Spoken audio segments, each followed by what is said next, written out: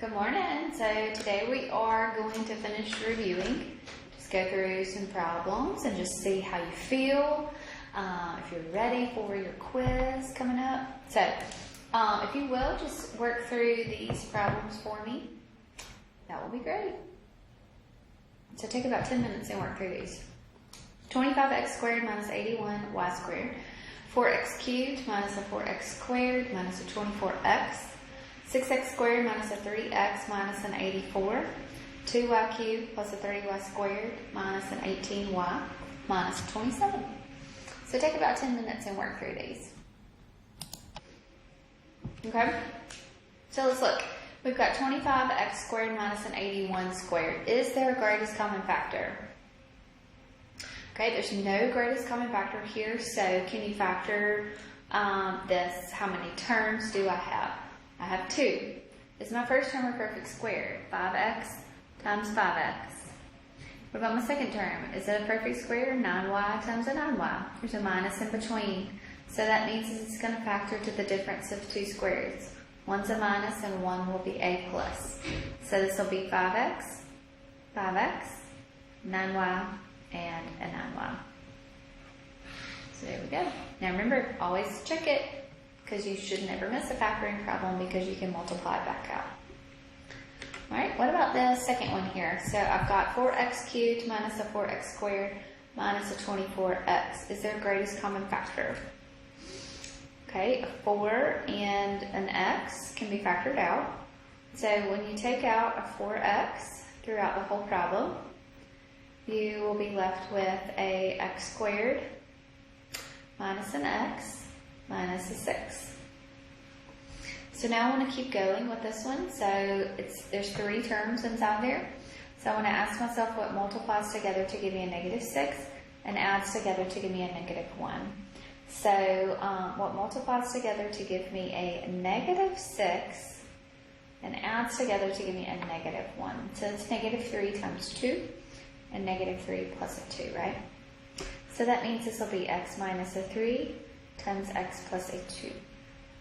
Factored out that 4x in the beginning, so you need to make sure that you bring that down. Okay? Alright, what about this one? 6x squared minus a 3x minus an 84. Is there a greatest common factor? You've got a 6, a 3, and an 84. You can factor out a 3 there, so you'll be left with 2x squared minus an x minus a 28.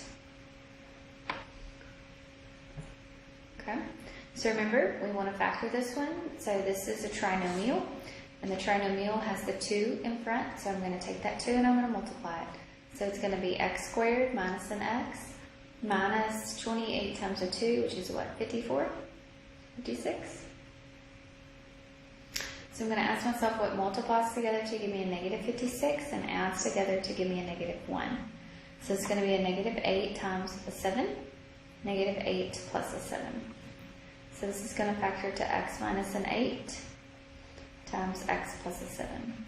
I'm not done. What did I do in the very beginning? I multiplied everything by 2. So that means I'm going to divide each one of these by a 2. So 8 is divided evenly by 2, so this is going to be x minus a 4. 2 can't go into 7, so I'm going to bring that up. So this is going to be 2x plus a 7. Alright, I did it in the problem, but did you notice I covered that up the whole time because I don't want to forget about it, but I also don't want to get confused by it. So now you want to make sure that you bring that down, because you can get confused by it whenever it's sitting out there. That's where it can kind of get confusing.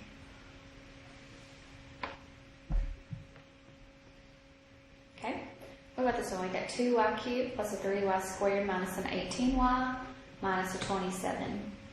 So there's no greatest common factor. There are 4 terms. So we will group. Out of the first grouping, you can take out a y squared, and you'll be left with 2y plus a 3. Out of the second grouping, what can you factor out? Between 18 and 27, you can factor out a 9 here. It's a negative right there, so what's the sign going to change to right there? It's going to change to a plus. So when I factor out a 9 out of an 18, I'll be left with a 2y. A 9 out of a 27, I'll be left with a 3. Those are the same, so we'll have a 2y plus a 3. And then what we'll have left is a y squared minus a 9. Ooh, but can I keep going right here? Remember we did one of these the other day? Y squared minus a 9, so that can factor to y minus a 3 times y plus a 3, because it's a difference of 2 squares in there, because y squared is y times y, and 9 is 3 times 3. But you factored out in the beginning, you had that 2y plus a 3, so don't forget about that. Okay? All right, let's see. I'm going to put some more up here that I kind of want you to go through as well.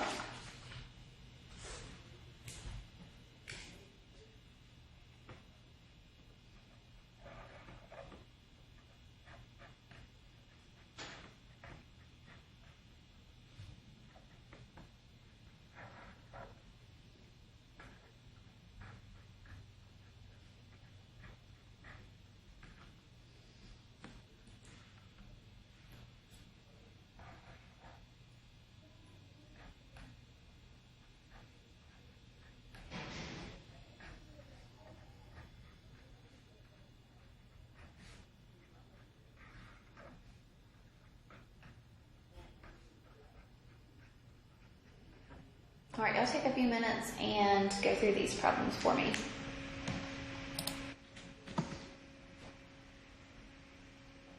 Okay, so this first one, check for a greatest common factor first, right? Is there a greatest common factor here? Nope, there's 3 terms, so we're going to multiply this.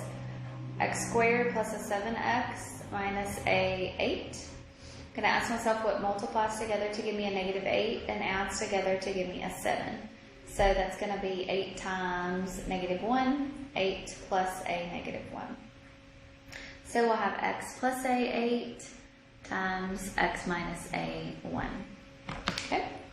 So the very beginning we multiplied by 4, so we're going to divide both of these by 4.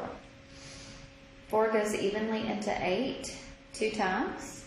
4 doesn't go into 1, so we'll bring that 4 up. So we have our 2 trinomials, or our trinomials factored into 2 binomials. Okay, so we've got 64x squared minus a 4y squared. So can I factor anything out? Can anything come out of this? 4 can be factored, greatest common factor. That's the key, is always to look for the greatest common factor first. So if 4 can come out of this, and go into both of those. So 4 goes into 64 16 times, so 16x squared. 4 goes into 4, so you'll be left with a y squared here. So 16x squared can go again, so that's 4x times a 4x. And y squared is a y times a y, and there's a minus in between. So this is going to be 4x minus a y times 4x plus a y. And you factored out the 4 in the very beginning.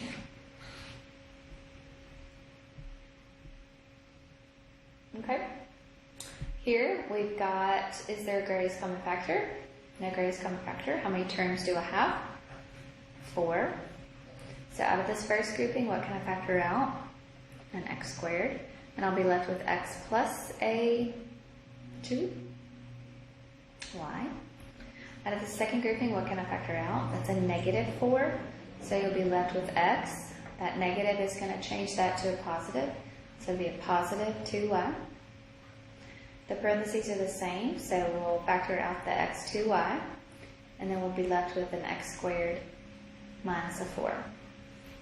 I need to keep checking just to make sure I'm done, and I'm not here. I've got an x squared minus a 4. X times x is an x squared. 2 times 2 is a 4. There's a minus in between, so this can factor to x minus 2 times x plus a 2. You factored that out in the very beginning, so you need to bring that down. Okay. Alright, what about this 3x squared plus 9x minus a 30? You can factor out a 3 in the very beginning, so I'll be left with an x squared plus a 3x minus a 10. So then check inside here, there's 3 terms, so ask yourself what multiplies together to give you a negative 10 and adds to be a 3. So that's going to be 5 times a negative 2. So this is going to factor to x plus a 5 times x minus a 2.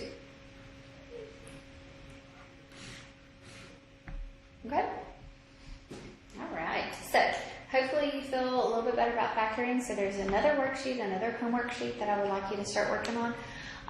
Because factoring is up to y'all to understand as well. I can work as many problems as you want, but it's not going to help you go through it. So you just need to know the steps and to be able to notice and see what the type of problem looks like. So if you have any questions, please let me know. Y'all have a great day.